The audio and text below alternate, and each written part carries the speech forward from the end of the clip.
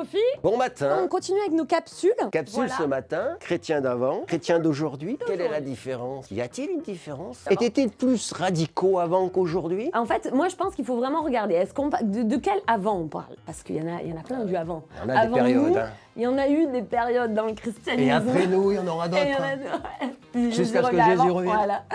On va déjà aller dans l'église primitive. Est-ce que nous, on va essayer de se comparer par rapport à eux? La première église?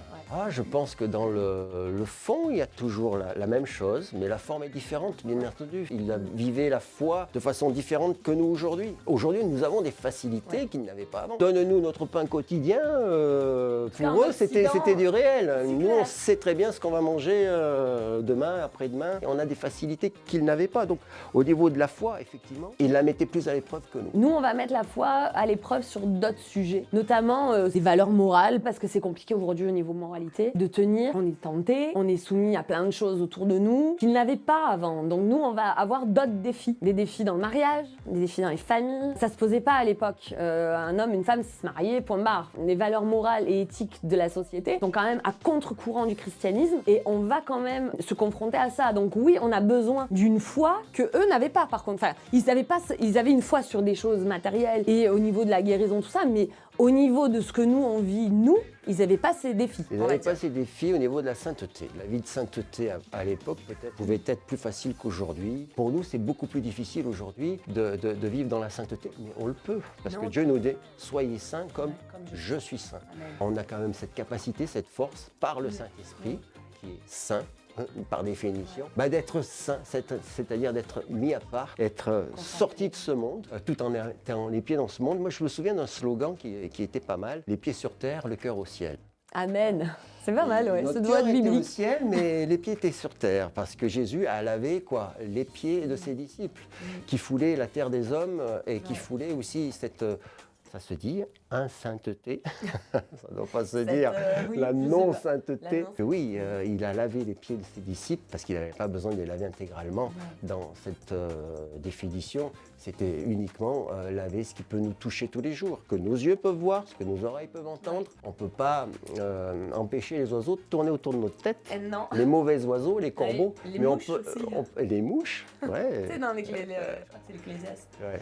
Mais on peut en tout cas s'en débarrasser à un moment donné. Ouais. La culture ne doit pas nous impacter. Par contre, on doit s'adapter avec la culture, à mener le royaume, mais quand même, on est dans une culture qui est différente. Au début des années du XXe siècle, donc jusqu'à les années 60, on était chrétiens. Enfin, pré-christianisme en gros, si j'ai envie de dire. Mais à partir des années 70, c'est fini quoi. On passe en post-chrétien. Enfin, l'idée de Dieu même n'existe plus. Aujourd'hui, alors que nos grands-parents, dans les années 20, les années 30, ils se posaient pas la question. Il y avait des églises, il y avait l'école, il y avait des catholiques, il y avait des chrétiens, il y avait des protestants, il y avait tout ça. L'idée même de Dieu ne se remettait pas en question. À partir du moment où il y a eu la révolution sexuelle avec tout ce qui s'est passé, mais c'est mondial, hein, me semble-t-il. Petite pause sur la pardon. révolution sexuelle. Désolée, merci. Bon, on a des petits fruits. Vous voyez, on est bénis. Merci, Pasteur Marc. Oh, merci, Pasteur. À partir du moment... là, on est passé dans une autre l'ère post-chrétienne, j'ai envie de dire. Et là, nous, Église chrétiens de nom et chrétiens actifs, forcément, on doit prendre en compte ça. On est avec des gens qui croient pas du tout. Donc, comment faire, nous, pour impacter la société, impacter la culture d'aujourd'hui, adapter nos discours, etc. à la culture d'aujourd'hui, pour que le royaume soit représenté, en ayant à l'esprit que les gens croient pas.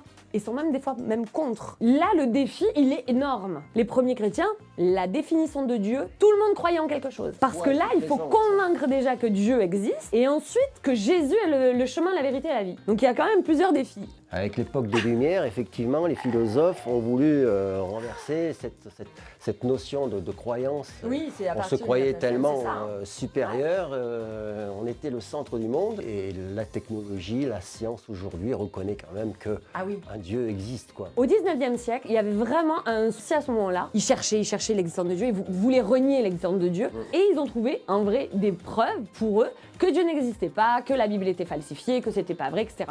Sauf qu'aujourd'hui, du 21e siècle, tous les scientifiques d'aujourd'hui reviennent et contredisent tout ceux du 19e. Le Donc, mal est quand même fait parce que dans la pensée collective, l'athéisme est encore bien ancré. Donc c'est tout un travail. Et c'est vrai que c'est une difficulté du chrétien d'aujourd'hui par rapport aux difficultés qu'avait le chrétien d'avant. Il y a des différences entre le chrétien d'avant et d'aujourd'hui au niveau de la foi. Au niveau de la sainteté, on voit que c'est plus dur aujourd'hui qu'avant. oui, c'est ça. Et au niveau du quotidien, nous on a la chance de vivre dans un pays En où tout cas, en on ne fait Occident, pas ça va. on nous fait pas de problèmes. Parce que les chrétiens de l'époque étaient persécutés. Mais aujourd'hui, même encore aujourd'hui, il y a des chrétiens qui sont persécutés, qui sont tués pour leur foi. Profitons de cette liberté que nous avons pour pouvoir justement proclamer, propager cette bonne nouvelle que Dieu existe et qu'il a envoyé son Fils pour le salut de tout homme. Amen. C'est une bonne conclusion, ça. Eh ben, je pense qu'on peut terminer On là-dessus. peut terminer là-dessus. Et n'oublie pas que Source de Vie, The Church to be. ça bénit.